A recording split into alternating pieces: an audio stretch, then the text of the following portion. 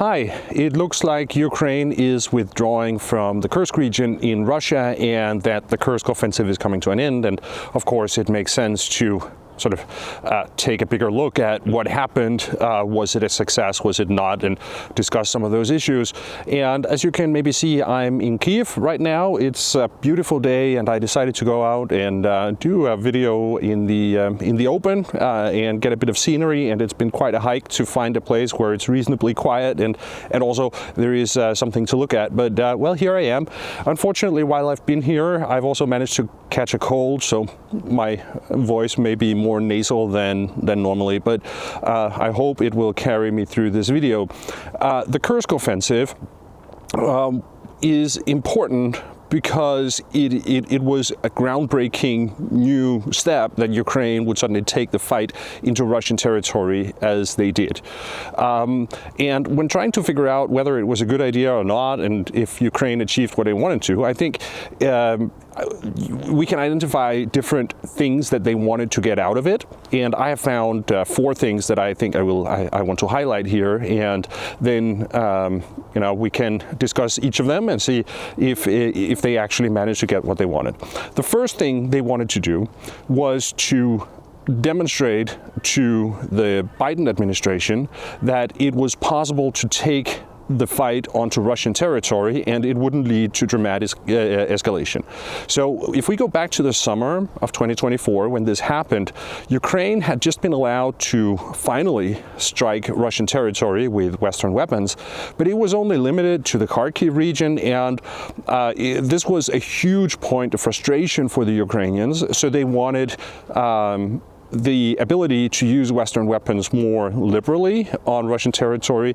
And I think the Kursk offensive is an example of how they sort of, let's say, interpreted rather freely the limitations they had been given by the Americans to demonstrate that, look, if we do this, if we actually take this step and not just protect ourselves in the Kharkiv region, but actually go in and take a part of Russia, that's not going to lead to the escalation that apparently the Western countries are so afraid of. So I think it was a way to try to demonstrate to the Western countries that, it's not that dangerous to actually give Ukraine more weapons. And it was done in also connection with the Ukrainian Plan for Victory that shortly after the Kursk offensive, they started promoting in different parts of, in different capitals in Western Europe and in the United States. I don't think this really panned out the way that Ukraine had hoped for. They had hoped that this would lead to the Biden administration doing a final bold step now that Biden would not be running for re-election, go in and finally decide this war ended before the election.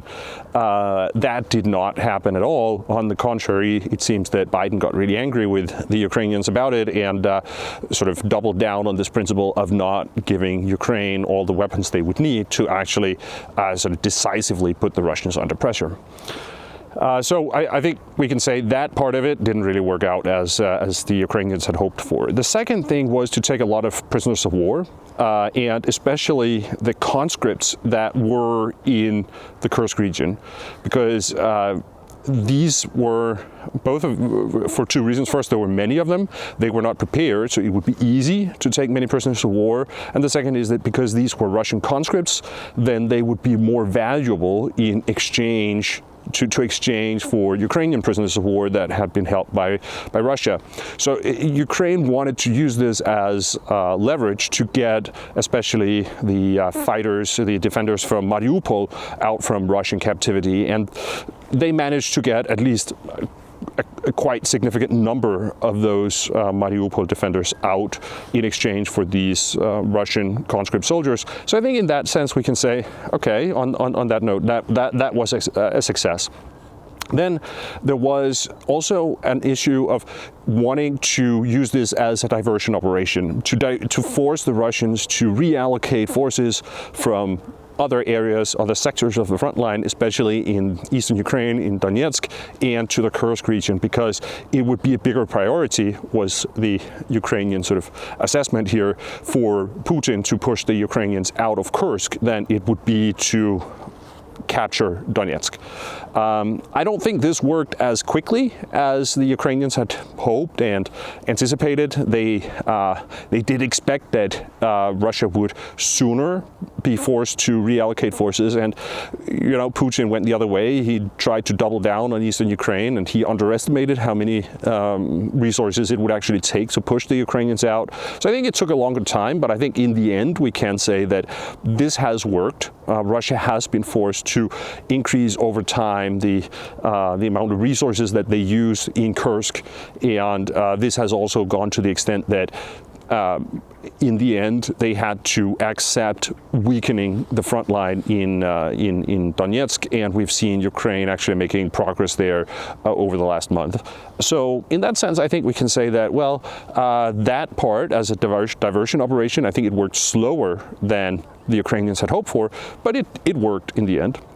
And then finally, there is the thing about using Kursk as a bargaining chip in negotiations. This is also something that has been mentioned a lot.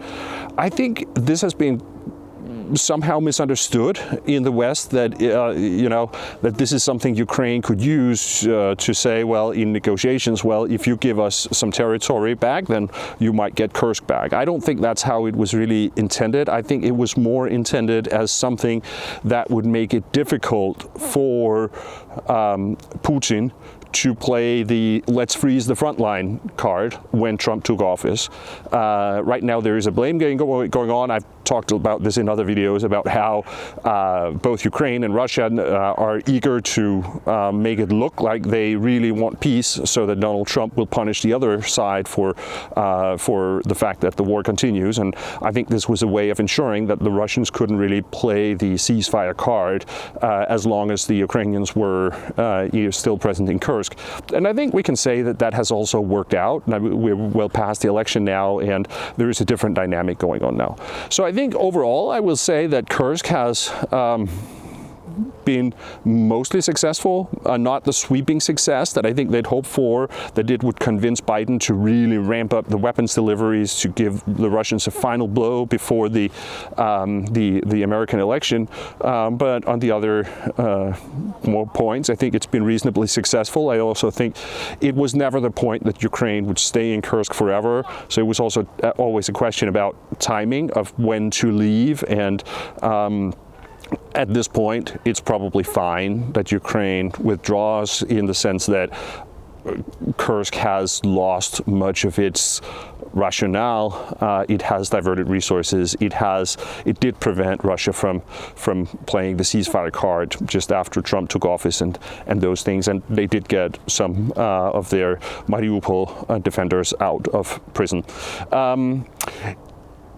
The withdrawal has not been perfect. I mean, there has been equipment left behind by the withdrawing Ukrainian soldiers, but overall it's been fairly okay. I mean, it hasn't been a disastrous withdrawal, and there's been some talk about maybe thousands of Ukrainian soldiers being surrounded. Putin has talked about that. Donald Trump has talked about that. Not at all. That has not been the case at all. It's misinformation. And I think the big story here is really that Donald Trump is once again repeating Russian misinformation. And I think if you want to understand why Donald Trump might be doing that, then I think I will really recommend Vlad Vexler's new video on why it is that Donald Trump is so submissive to Putin. And why he on the contrary is really bullying the Ukrainians. It's a fascinating video. But I think that's the real story about that, really, that the American president said something that was a lie, but overall the withdrawal has been kind of okay.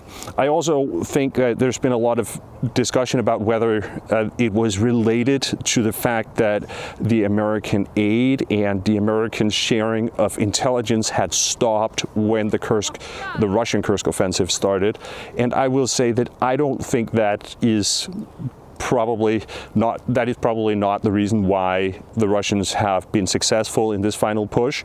I think for once, I will say, I think the buildup has taken longer than the period that the American intelligence sharing was off. And also, I will say that I think the Ukrainians have a pretty good intelligence service themselves, so they would notice these things, especially when there is suddenly troop concentrations very close to the front line. That is not something they would necessarily need American satellite information or something like that to figure out. They would see it coming. So I think overall the Ukrainians saw this Russian push coming, and I think they've actually been capitalizing on it as well by starting counterattacks in the Donetsk region. That might be why we have seen at least some Ukrainian successes there. All right, that was my sort of status on the Kursk offensive. As I'm recording this, the Ukrainians are still holding on to some of the areas very close to the border, but that might be ending soon. So I think this is probably it, and then it will be interesting to see what will happen next. But thanks for watching.